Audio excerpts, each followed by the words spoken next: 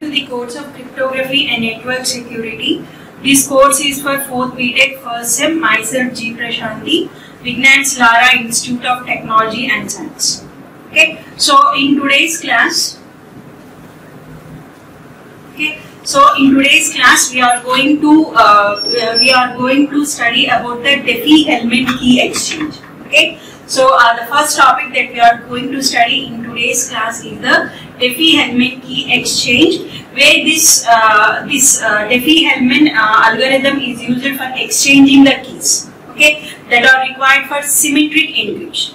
Okay, so if you are doing like any, if two persons want to communicate by using the symmetric key encryption algorithms, then they have to share the key. Okay, so here the sender and the receiver has to secretly share the key if they are using like symmetric key encryption algorithm. Okay, for that secret sharing of that key. Okay, for the secret sharing of the key between the two entities. Okay, so they can use like Diffie-Hellman key exchange. Okay, by using this Diffie-Hellman key exchange, the entities can exchange the keys secretly.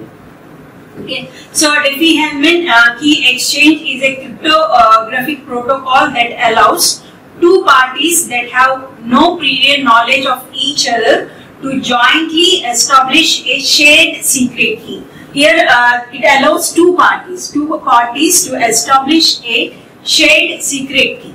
Okay, they can share the secret key over an insecure communication channel. Okay, even though our communication channel is an insecure one, even though by using this algorithm, the two parties can share the key secretly. Okay, so this key can be used. So whatever the secret key that they are sharing, that key can be used to encrypt subsequent communication using symmetric key ciphers.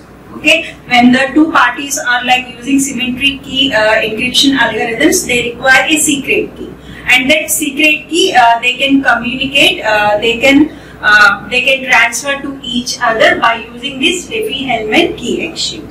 Okay, so here the Diffie-Hellman algorithm depends for its effectiveness on the difficulty of computing discrete logarithms. Okay, based upon the discrete logarithms. Okay, based upon the discrete logarithms, based upon the difficulty of the discrete logarithms, this Diffie-Hellman algorithm depends. Okay, so in this scheme, there are two publicly known numbers. Okay, here for this scheme we will be using two publicly known numbers, or we can say globally known numbers, a prime number q, okay, a prime number q, and integer alpha, that is a primitive root. Okay, so here we require two publicly known numbers, a prime number q and integer alpha, which is a primitive root. Okay, so primitive root of this q. So here we require two global elements, one a prime number q and another alpha, which is a primitive root of q. Now suppose A and B, we wish to exchange the key. Okay, so these are the global elements that we require. After that, suppose the user A and B wish to exchange the key. So to exchange the key, this is the key generation procedure they will be using. So here, so already we have said we have to take the global public elements. Okay, we have to take the global public elements. Okay, so here the global public elements are q, which is a prime number, and alpha, which is a primitive root of key. Okay, and after defining that global public elements, here the user will be generating, will be doing the key generation. Okay, so what the user A will be doing is that, so first what the user A will be doing, that he will be selecting a number. Okay, he will be selecting a random number. Okay, so here what the user A will be doing is that he selects a random number called XA less than Q. Okay, so user selects a random number XA, okay, so less than Q, and he keeps that XA as the prime. Okay, So he will be taking that XA, he will be selecting a random number XA such that XA is less than Q, and he will be taking it as a private key. Okay, and after that, from that private key, he will be generating the public. Okay, so this is the, he will be calculating the public. Okay, so from this private key, that is already we know here. So he will be generating the public key YA equal to, so alpha. Alpha is the primitive root. Already we are selecting a global public element alpha. To that alpha, he will be applying a discrete logarithm like alpha to the power of XA. Okay, where XA is our private key. Okay, where XA is the private key of the user A. Okay, and then he will be doing mod key. Okay, so by taking that private key, okay, taking that private key and taking the primitive root and doing mod q, he will be calculating this YA, and this YA is a public one, and he will be sharing this YA with the B user. Okay, he will be sending this YA to B user. Okay, so here what user A will be doing is that he will be selecting a random number XA, and he consider it as a private one. Okay, from this private key, he will be generating a public key. Okay, so that public key YA equal to alpha to the power of XA mod Q, and whatever the value YA he is getting, he will be sending that to B.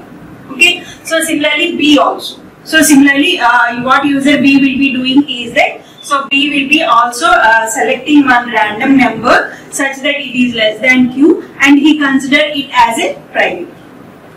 Okay, and then from this private key, he will be generating the public key by using the formula YB equal to alpha to the power of XB. He will be using his private key. Okay, so alpha to the power of XB mod Q. Okay, then user B will be computing the public key YB equal to alpha to the power of XB, where XB is the private key of the user mod Q. So, and then after calculating this YA, he will be sending this Y, after calculating this YB. Okay, after calculating this YB, so here the user B, after calculating this YB, here user B will be sending this YB. Okay, he will be sending this YB to the user A. Okay, so he sends this YB to user A, whereas user A, after calculating this YA, he sends this YA. Okay, he sends this YA to user B. Okay, so now generation of the secret key. Okay, so now user A and user B will be generating that secret key. So how they will be generating the secret key? They will be generating the secret key K equal to, since user A, okay, since user A has received YB, okay, since user A has received YB, okay, since here user B has sent YB to A, so that user will be taking that YB and he will be applying his private key to that. Okay, and he will be applying his private key to that. Okay, so in this way, so since user here has received this YB, so on that YB he will be applying, the user A will be applying the private key XA mod Q, he will be getting the key K. Okay, similarly user B also, similarly what user will be doing that, he will be calculating the key by saying that YA.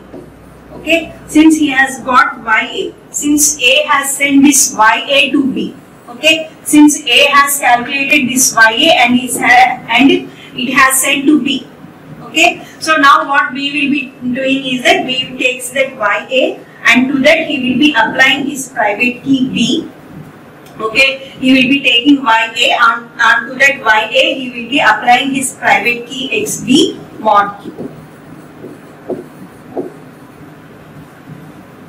Okay, so now both will be having the same key. Okay, both will be having the same key. How we can say both are same? Okay, how we can say both are same? Both will be same because if you take YB, okay, what is this YB? So YB is, okay, so what is this YB? YB is alpha to the power of XB. Okay, so alpha to the power of xb to the power of xa. Okay, to the power of xa mod q. Okay, so similarly, if you take this, okay, if you take this, what is your ya? So your ya is alpha a. Okay, alpha a, and okay, and ya is your alpha to the power of xa. To this, the user b is applying xb. So xb mod q. Okay, if you see this, okay, so if you see this, so both values are same. So here user A is also getting this k value, and here is also user B is also getting the same value, because both are applying the same values here. Okay, but here even if an intruder, here even ya, if an intruder knows this ya, he is not able to, he will be not able to calculate this key, because that unauthorized person requires this xa. Okay, if some unauthorized person has got this ya, from this ya you will be not able to get this k. Okay, why? Because he required this xa and xb. Okay, so knowing that xa and xb, since those xa and xb are the private keys, so it is very difficult for him to know that. Okay, so and we can say that it will be difficult. It is very difficult for him to guess that xa and xb, and similarly, it is very difficult to calculate that xa values and xb values. Okay, since it is a discrete logarithm. Okay, since we are using the discrete logarithm table, even if the unauthorized person knows ya, it is difficult for him to determine this xa. Okay, because here we are applying the discrete logarithm logic. Okay, so that is about the Diffie-Hellman key exchange. Okay, so Diffie-Hellman key exchange. Okay, so Diffie-Hellman key exchange, where in the Diffie-Hellman key exchange, what the user A will be doing is that, so first user A calculates ya. Okay, so user A calculates ya by using the, okay, so here first, okay, so what happens in Diffie-Hellman key exchange is that if it is like user A, okay, if it is like user A and user B, okay, so user A and user B. Okay, so first what user A will be doing is that he will be choosing a private key xa. Okay, he will be choosing a private key xa, and from that private key she will be calculating ya by saying alpha to the power of xa mod q. Okay, after calculating this ya, she sends this ya to B. Okay, so what this user B will be doing is that, so this what this user A will be doing is that, so this user A will be calculating ya from the private key, and then she sends that ya to user B. Okay, and similarly what user B will be doing is that, similarly user will be choosing a private key xb, and from that he will be calculating yb equal to alpha to the power of xb mod q. Okay, after calculating that yb, it is a public one. This yb is public. He will be sending this yb to A. Okay, since here this user A has received this yb. Okay, since user A has received this yb, from that yb and from this private key, he will be calculating the key. Okay, so k equal to, since he has received this yb, so yb to the power of whatever the xa, he will be applying that xa mod q. From that he will be getting the k. Okay, so similarly user B also, since user B has received ya. Okay, since user B has received ya from the user A, so he will be also applying the same thing. He will be taking that ya to the power of xb, he will be applying his private key mod q. When he does this, he will be getting the key.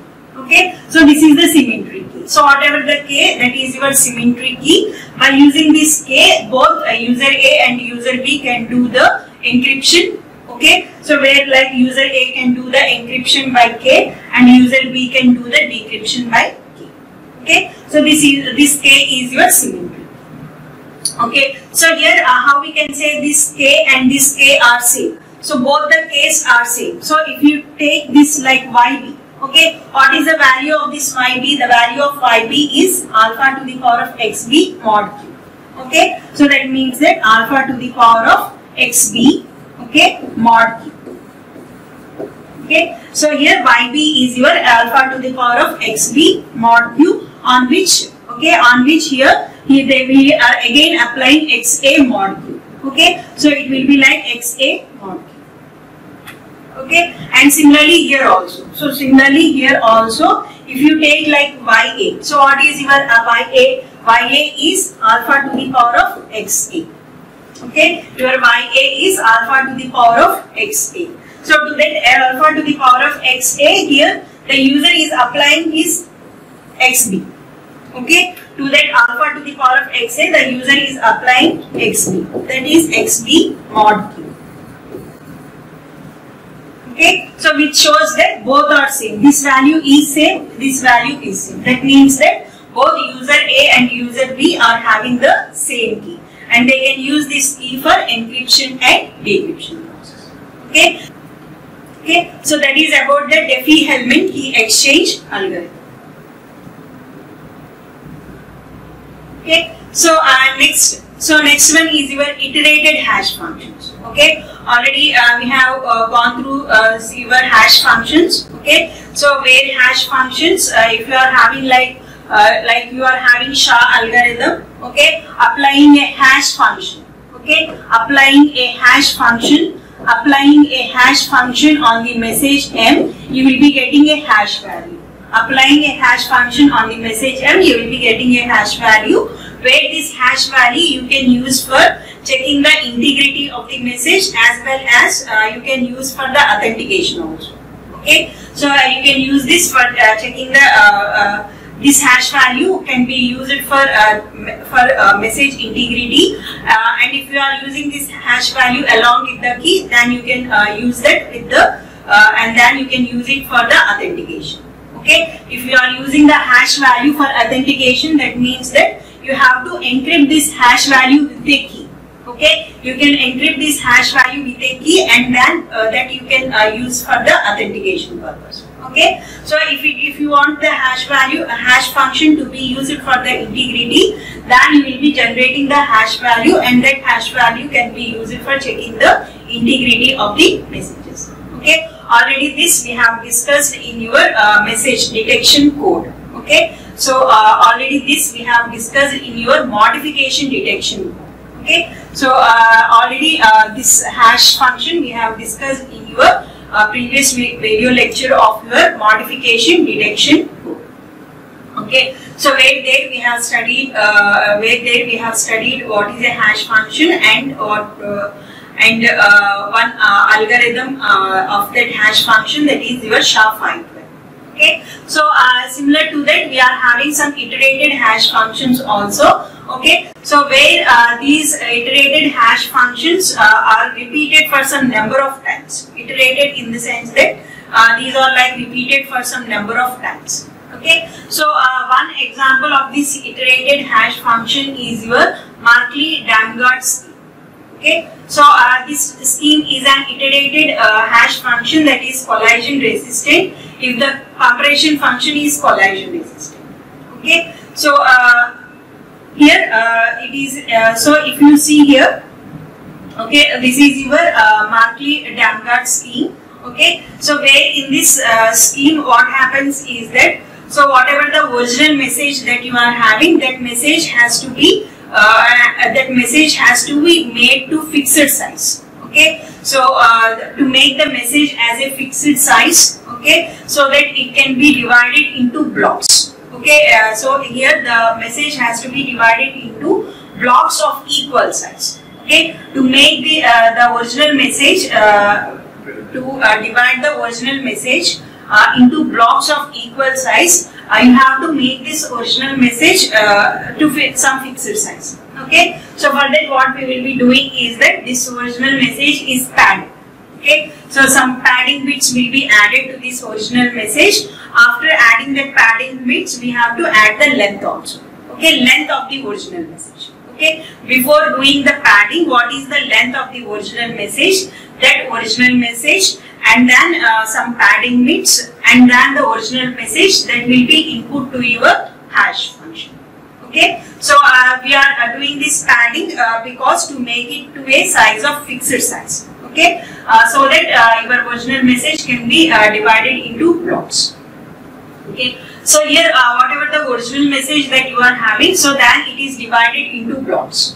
Okay, so the way original message is divided into t blocks. Okay, the message is divided into t blocks. Each block is of n bits. Okay, so and after that each block is processed.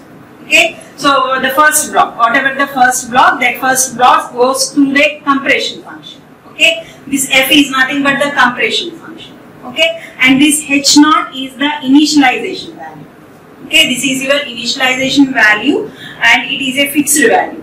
Okay, so and this fixed value along this block m1 goes to the compression function. Okay, where in this compression function some operations will be done. After completing the compression function, you will be getting an h1 value.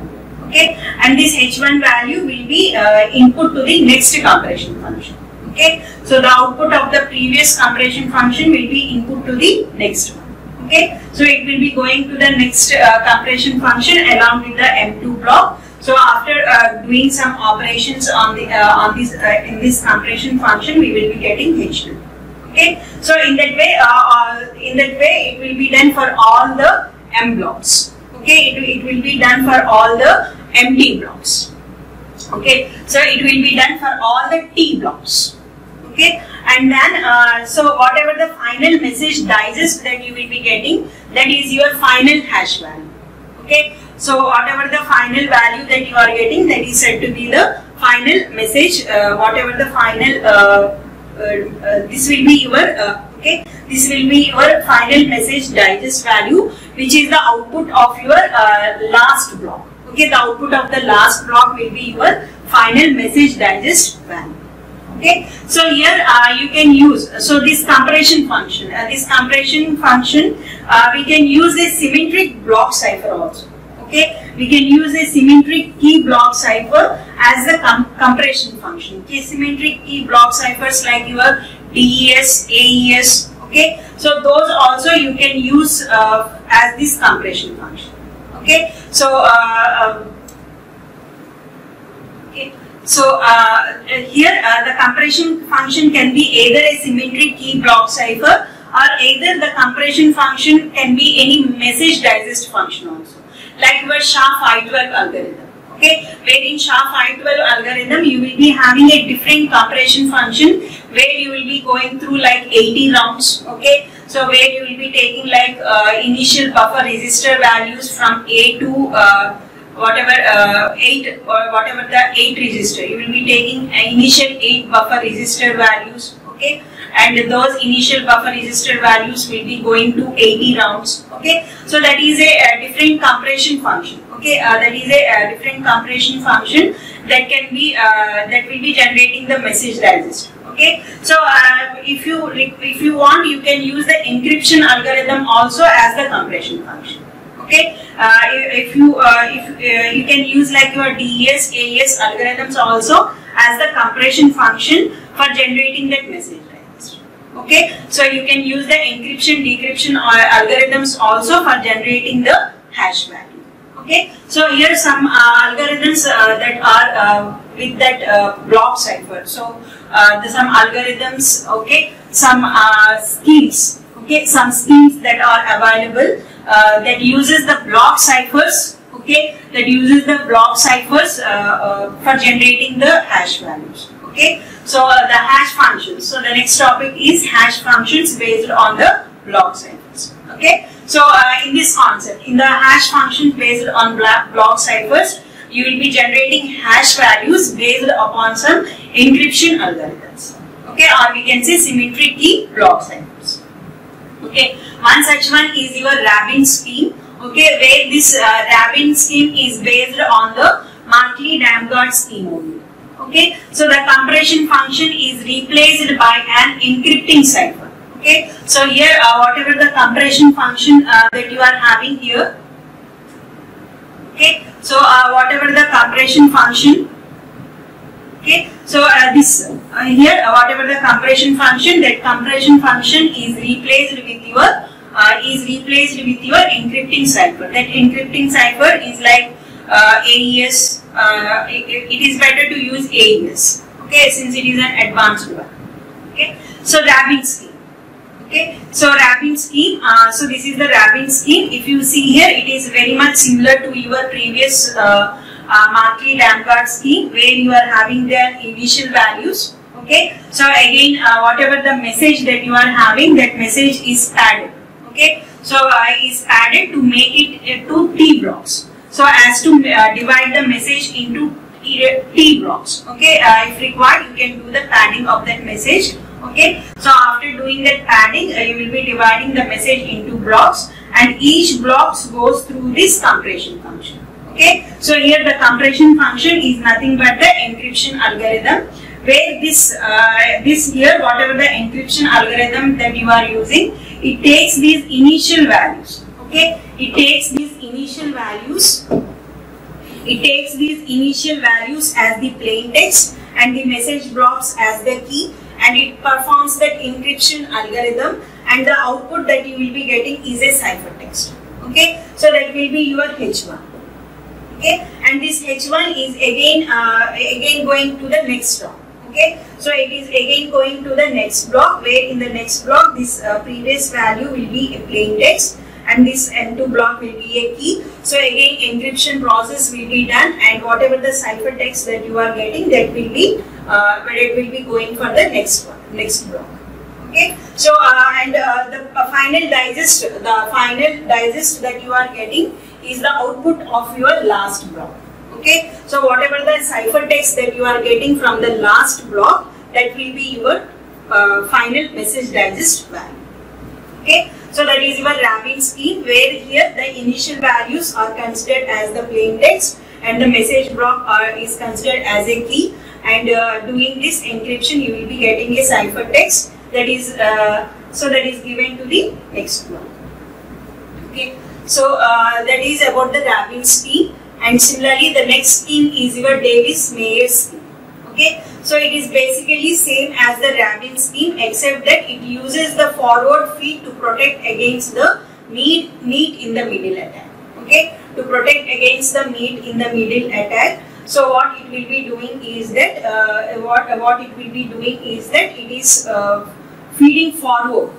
Okay, so it is doing a feed forward. Okay, so where here it is very much similar to your Rabin, but just over that. So whatever the previous plain text that you are getting, that is XORed with the ciphertext. Okay, so and next next it will be going to the plain text, and the block. Okay, and the message block will be your key. Again, you will be doing an encryption, and the ciphertext that you are getting is XORed with the previous plain text. Okay, so that is the feed forward. So it performs the feed forward so as to protect against the meet in the middle attack. Okay, so and similarly, whatever the final value that you are getting after that XOR, that will be your message digest value. Okay, so that is our Davis-Mayer scheme. And next one is this scheme given here. So here the message block is used as a key. Okay, so here in this scheme the message block is used as a key here. Okay, so whatever the message block that you are having in previously, so here whatever the message block that you are having, that message block is used as a key here.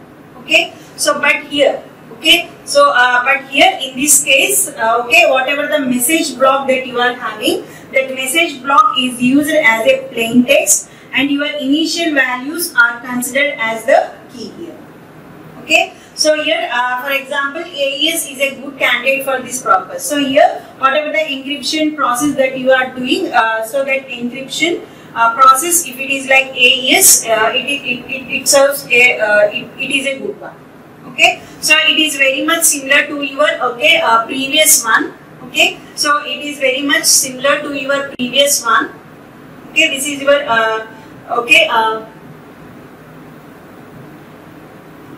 so it is very much similar to your previous one, where you will be taking key as the here you will be taking key as the message block in this scheme. Okay, in this scheme, what you will be doing is that you will be taking the message block as the plain text, and you will be taking the initial values as the key, and you will be doing the encryption. Okay, and after that you will be doing a forward feed. So whatever the hash value that you are getting here, that is again taken as key and the message as the plain text. Okay, so here the data block is considered as the so here the data block is considered as the plain text. Okay, so here the data block is considered as the plain text. Okay, whereas in the previous scheme the data block is considered as the key. Okay, so here next one is your pre-nil scheme. Okay, so where in this pre-nil scheme, to make the algorithm stronger against the attack, the plain text, cipher key and the cipher text are all XORed together to create the new digest. Okay, so here also you will be taking the message block as the plain text. Okay, you will be taking the message block as the plain text and the initial as the key, and you will be getting a cipher text, and then this cipher text, the cipher text, the message and the previous value. So all previous plain text, previous key that you are having, all will be XORed. Okay, so similarly here also, what is your previous that? Okay, your whatever the message block, those are XORed with the cipher text. Okay, so that is the difference between your previous scheme and this scheme. So in this scheme, to make the algorithm stronger, so what they have done is that they have XORed your plain text. So whatever you are like key and the cipher text. Okay, so that is the next scheme, that is the previous scheme. Okay, so these are the different different hash functions. Okay, so these are the different hash functions that are based on the block cipher. Okay, so where here you will be using some encryption algorithm. Okay, so in some cases, some authors like we are having these in some scheme. Okay, in some schemes the data blocks are taken as the plain text. Okay, and the key as the initial values, and then you will be calculating the cipher text. So cipher text. Whereas in some cases you have taken the data block as the key and your initial values as the plain text, and then you have encrypted and you have received the cipher text. Okay, so and to make it stronger, to make the message digest like stronger, what they have done is that they have done some XOR operations like, so message and whatever the key and the cipher text are XOR to make the algorithm stronger. Okay, so those are the hash functions based on block ciphers. Okay, so next one, coming to the MD hash family. We have MD in the sense that message digest family. Okay, so this is one method for generating the hash value. Okay, so till now you have studied like SHA algorithm. Okay, SHA algorithm for generating the hash value, that is one type of algorithm that is available for generating the hash values. And similarly now you have seen like hash functions based on block ciphers for generating the hash value. Okay, so you have seen like hash functions based on hash functions based on block ciphers. Okay, hash functions based on block ciphers to generate the hash value.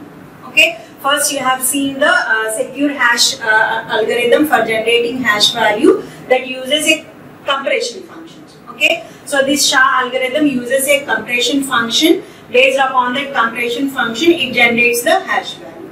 And so, next you have seen hash functions based on the block ciphers, where here the compression function is nothing but your encryption algorithms like your AES. Okay, we're using that encryption algorithm as a compression function. We're using the encryption algorithm as a compression function. You can generate the hash value, or we can say message digest value. Okay, so and the third one that here we are going is to study is the MD family. Okay, so the third one is the MD hash family. So this MD hash family also generates the message digest value. Okay, so using this message digest, or we can say it also generates a hash value. Okay, so this message digest, or what we say hash value, that can be used for either integrity, or we can use for authentication also. Okay, so that is your MD hash family. Okay, so this hash function, this MD, it is a message digest. It is also a hash function. Okay, for generating the hash value. Okay, these hash functions of the MD family are iterated hash functions and follow the MD design principle. Okay, so MD in the sense message digest. Okay, design principle. Okay, so this is the main principle of your MD family. MD family in the sense that you are having different message digest algorithm like MD2, MD4, MD5. Okay, so whatever the MD2, MD4, MD5 you are having, so their basic principle, basic design principle is this one. Okay, so here this is the design principle where you will be taking a message M. Okay, so this message M is divided into blocks. Okay, so and this message M is divided into blocks, and these blocks goes through the routes. Okay, so here also as in SHA. Okay, I already have studied the SHA algorithm, where in SHA you will be taking like resistors. Okay, initial buffer resistors, where you will be storing some initial values. So similarly here also you will be taking 4 buffer resistors. Okay, so and these 4 buffer resistors we will be initializing some values. Okay, so and we will be processing these buffer resistor values. Okay, throughout the rounds, through each round we will be processing these buffer resistor values. Okay, so taking the message blocks.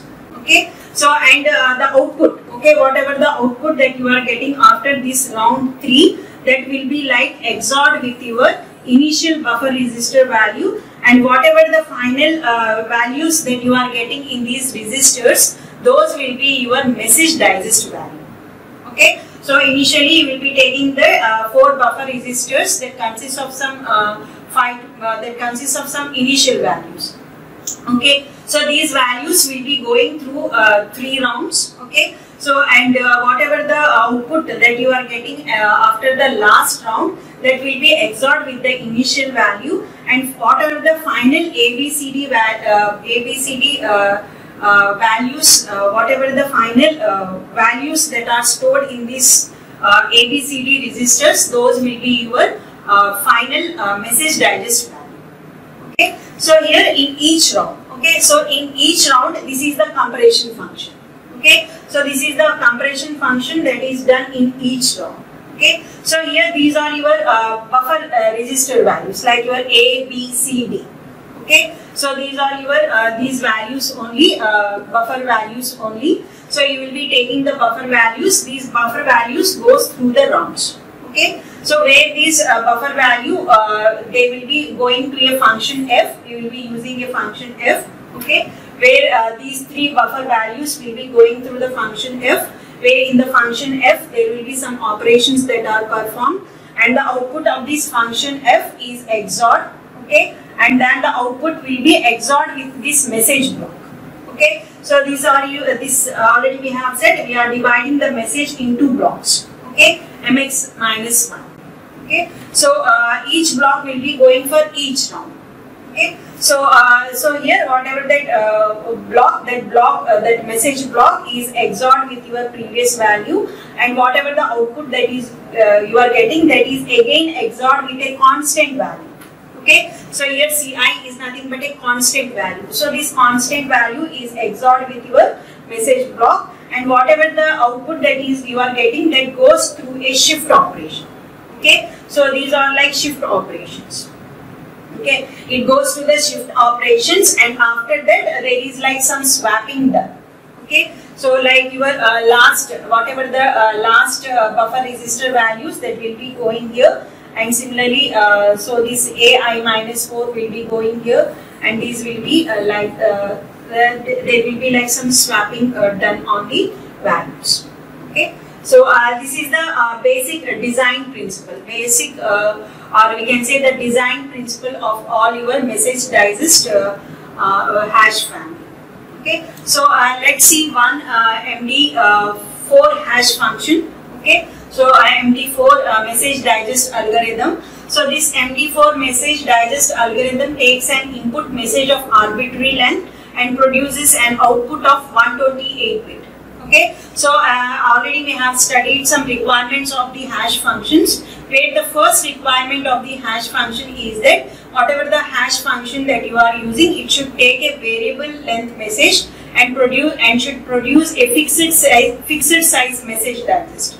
Okay, so similarly here also, whatever the MD4 message digest that you are using, that takes an input message of arbitrary length and produces an output of 128 bit message digest. Okay, and steps. What are the steps in this algorithm? So the first step in this MD4 hash function is that append padding bits. Okay, so here you have to append the padding bits. Already we have said that in SHA algorithm also we have applied the same thing. Okay, so we so as to make the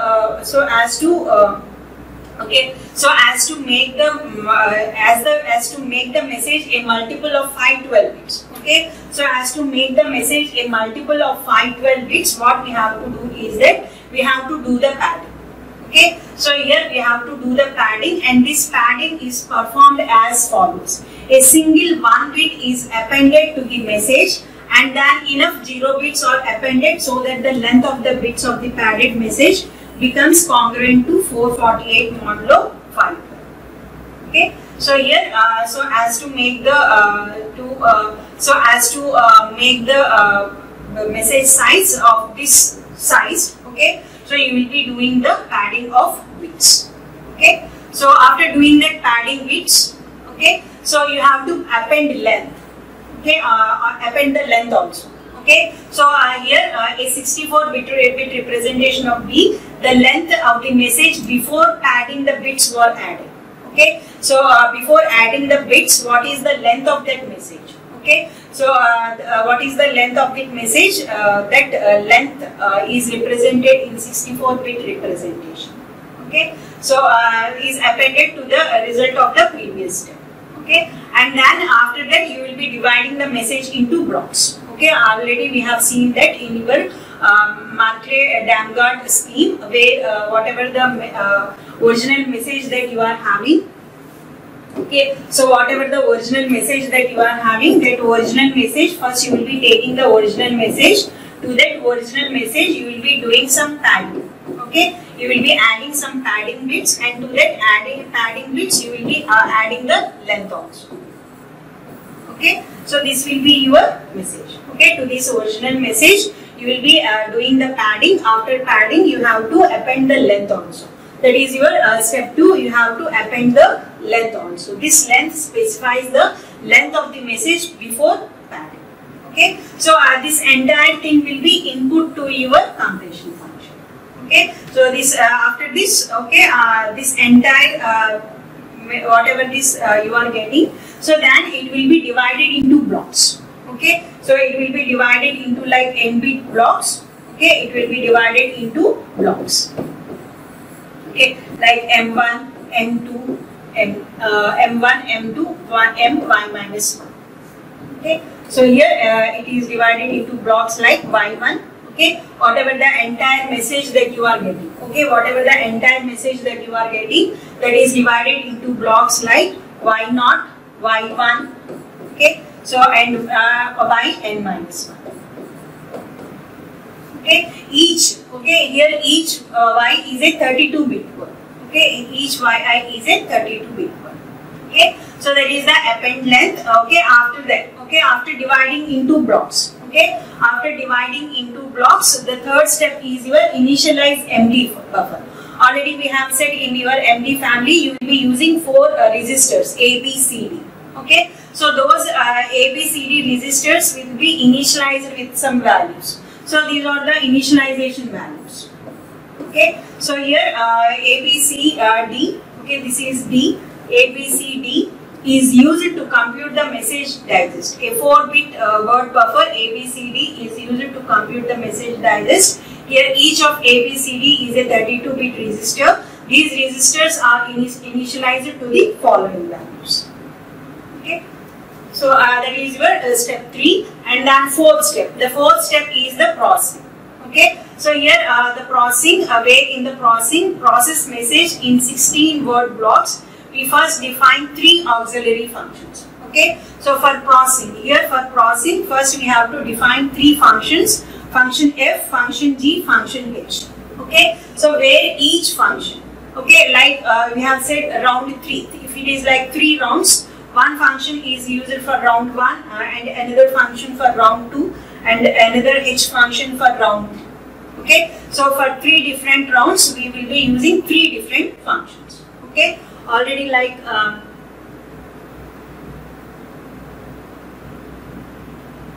okay, so if it is round 1, round 2, round 3. So in round 1 you will be using F function, in round 2 you will be using G function, and in round 3 you will be using the H function, where this is your function.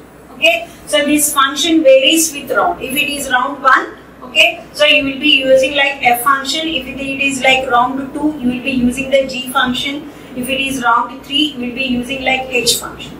Okay, so here you have to define those 3 auxiliary functions. Okay, so where this function performs these operations like AND, OR, NOT, XOR. Okay, so and to these 3 functions, after these 3 functions, we have to define the constants also. Okay, so we have to define 3 constants for 3 rounds: K0, one constant K1, and then another constant is your K2. Okay, so these are the 3 constants that we have to define. Okay, so and that is about step 4. Where in the step 4, for processing the message. For processing the message, we are defining the functions for each round. For F function, G function for second round, and H function for the third round. And similarly, we have to define the constants K also. Okay. After that, this processing will be done in each round. Okay, or we can say this is the compression function. Okay, so this is the compression function, or for each round, these are the this is the structure. Okay, like your ABCD register. So this is your function F. Okay, this depends upon the round. If the round is like first round, then it will be taking this F. If it is like second round, it takes Z, and if it is third round, then it takes H. Okay, so and whatever the values to this function, okay, this function takes X, Y, Z values. Okay, that means that it takes like B, C, D values. Okay, so like X will be like B, Y will be C, and Z will be like D values. Okay, so these X, Y, Z are nothing but these 3 resistor values. Okay, so these X, Y, Z are nothing but these 3 resistor values. Okay, so and whatever your okay, and after that, this whatever the output of this function. Okay, what is the output of this function? That function is done addition modulo with your A. Okay, so like addition modulo with your A, and the output of this will be again okay, and the output of that will be again done in additional modulo with your message. Okay, so already you are dividing messages into blocks. Okay, so whatever the first block, if it is like round 1, the first block will be going. If it is round 2, second block. If it is round 3, third block. Okay, so whatever the first block of message we are having, that message block is XORed with these register values. Okay, so here these register values are also 32 bits. These are also 32 bits. Okay, so after doing that, so whatever the output that you are taking, those are again operated with your key constant values. Okay, so already we have defined 3 constants K0, like K0, K1, K2. for the 3 rounds. Okay, so those constants are taken for that particular round and they are operated, and after that we will be doing a shift operation. Okay, so and after that we will be doing a shift operations, and after that we will be doing some swapping. Okay, so and then we will be doing some swapping operation, and this will be your next your, if it is like round 0, so this will be the output of your round 0. Okay, if it is round 1, this will be the output of your round 1. Okay, if it is round 3, this will be your output of your round 3. Okay, so after so in that way you will be processing all the message blocks. Okay, after completing all the message blocks, okay, after completing all the message blocks, whatever the final values that you are getting as A, B, C, D, those will be your what are the final values that are stored in these ABCD registers, those will be your output values. Okay, so that is your final output. So that is your step 5. That is nothing but the output. The message that is produced as output is ABC. Okay, so after going through round 3, whatever the final ABCD values that you are produced, okay, so those will be your final output. That is, we begin with the lower order byte of A and end with the higher order byte of B. Okay, so that is about your MD4 hash function. Okay, so those are like some hash functions that we have seen. Okay, so we have seen like your we have seen like your SHA-512. Okay, so this is one type of hash function. Okay, that generates a hash value. And similarly, you have seen like MD4. Okay, this is like MD4, MD hash family. This is an MD hash family. Okay, so this is said to be SHA family. Okay, this SHA-512 comes under the SHA family. Okay, and this MD4 comes under the MD hash family. Okay, so this comes under the MD hash family, and this SHA-512 comes under the SHA hash family. Okay, so these are like these two, whatever these SHA MD4, it takes their own compression functions. Okay, so like you have seen here, this is the compression function that is used in MD4, and similarly in SHA-512 also you have seen a compression function which is used for generating that hash value. Okay, so and similarly you have seen the third type, hash functions based on block ciphers. Okay, hash function based on block ciphers. Okay, so where in this case, whatever the compression function, okay, so that compression function is nothing but your encryption algorithm. You can use your encryption algorithms as a compression function, and you can generate the hash value. Okay, so different schemes that you have studied in this hash function block cipher. Okay, so that is about your the hash families. Okay, so we can say different types of hash functions that you are having.